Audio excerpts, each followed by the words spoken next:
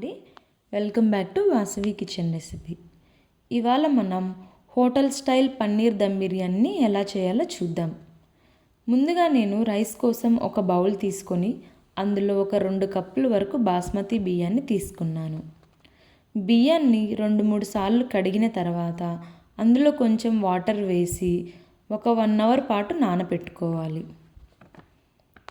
ఇప్పుడు నేను 400 గ్రాముల వరకు ఫ్రెష్ పన్నీర్ని తీసుకున్నాను. పన్నీర్ని ఫస్ట్ ఇలా పొడవాటి ముక్కలుగా కట్ చేసి వాటిని మళ్ళీ ఇలా చిన్న క్యూబ్స్ లాగా కట్ చేసుకోవాలి. సైజ్ కొంచెం పెద్దగా ఉండేలాగా తీసుకుందాం. మరీ చిన్నవిగా తీసుకుంటే ముక్కలు చెదిరిపోతాయి. ఇలా పన్నీర్ ముక్కలని ఒక బౌల్లోకి ట్రాన్స్ఫర్ చేసుకున్నాను. ఇప్పుడు దాంట్లో రుచికి సరిపడా కొంచెం salt, 1 table spoon garam masala, 1 table spoon కారం, 1 టేబుల్ స్పూన్ ధనియాల పొడి, 1/2 టేబుల్ స్పూన్ పసుపు, 1/2 లెమన్ని పిండుకున్నాను. ఇప్పుడు ముక్కలకి బాగా పట్టేలాగా కలుపుకోవాలి. ఇలా కలుపుకున్న తర్వాత ముక్కలని ఒక 15 మినిట్స్ పాటు మ్యారినేట్ చేసుకోవాలి.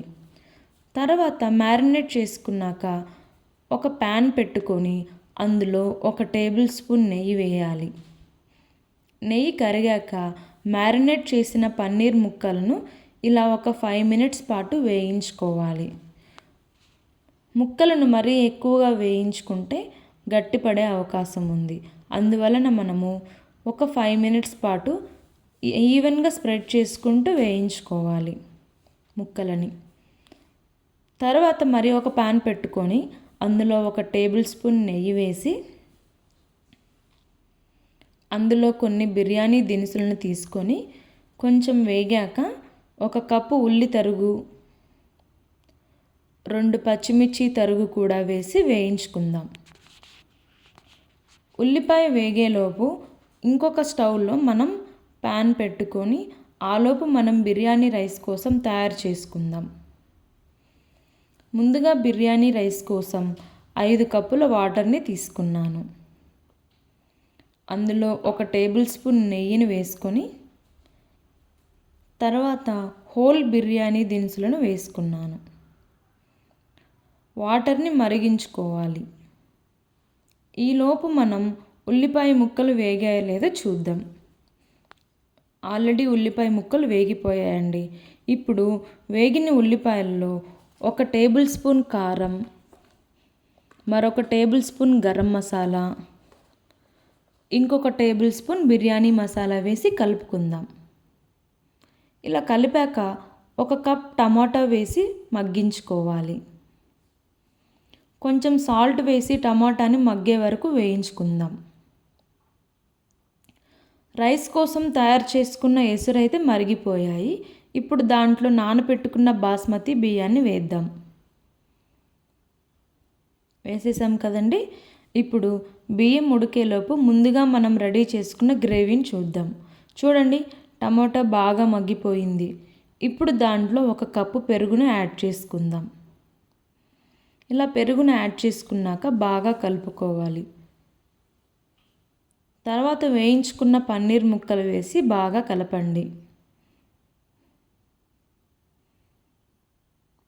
ఇప్పుడు రైస్ ఉడికిందో లేదో ఒకసారి చూద్దాం. ఆల్మోస్ట్ రైస్ 80% ఉడికిపోయిందండి.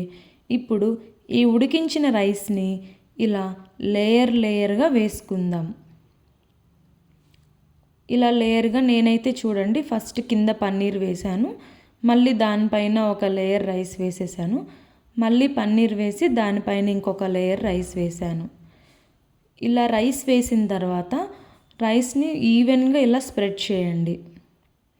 ఇలా స్ప్రెడ్ చేసిన తర్వాత నేనైతే ఫుడ్ కలర్ అయితే వాడనండి. నేనైతే ఫుడ్ కలర్ బదులు పసుపు వాటర్ యూజ్ చేస్తున్నాను. ఇలా పసుపు కొంచెం వాటర్లో వేసుకొని ఇలా పైన చల్లుకోండి కొంచెం.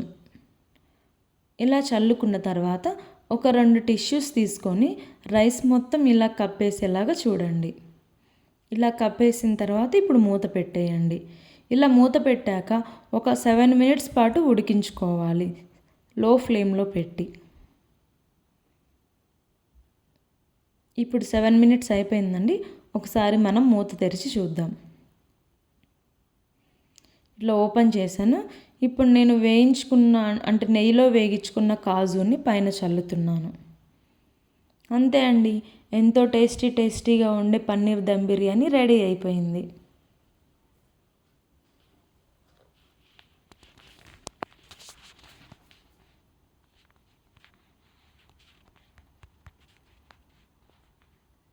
Thank you for watching.